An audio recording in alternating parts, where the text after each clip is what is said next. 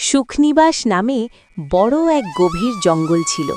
সেই জঙ্গলের রাজা ছিল এক বিশাল বাঘ, যার নাম রুদ্র।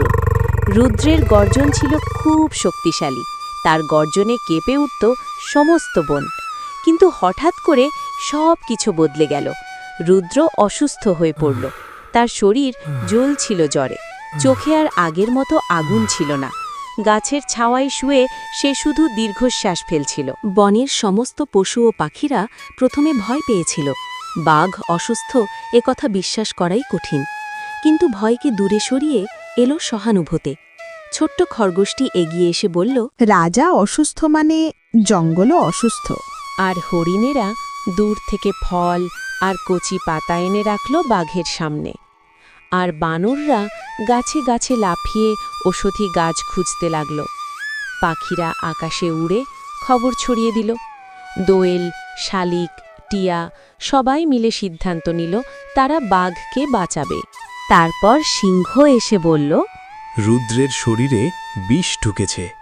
পাহাড়ের ওপারে একটি নীল ফুল নামে বড় গাছ আছে, তার রসেই বাঘ সুস্থ হবে। কিন্তু পাহাড় পেরোনো সহজ নয়। তখন সাহসী বাজ পাখিটি বলল, আমি যাব পাহাড়ের ওপারে থাকা নীল ফুলের গাছ থেকে নীল ফুল আনতে। তারপর বাজ পাখিটি উড়ে গেল দূর পাহাড়ের ওপারে। পথে অনেক ঝড় এলো, বৃষ্টি নামল, কিন্তু সে থামেনি। অবশেষে নীল ফুলের গাছ সে খুঁজে পেল।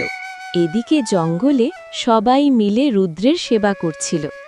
হাতিটি তার সুরে করে ঠান্ডা জল এনে দিচ্ছিল, হরিণেরা বাতাস করে দিচ্ছিল পাতার পাখায়, আর পাখিরা নরম সুরে গান গাইছিল, যেন বাঘের কষ্ট কিছুটা হলেও কমে।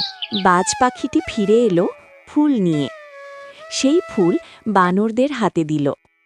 বানররা দ্রুত ফুল ছেঁচে রস বের করল, আর প্যাঁচা মেপে মেপে নীল ফুলের রস রুদ্রের মুখে ঢালল।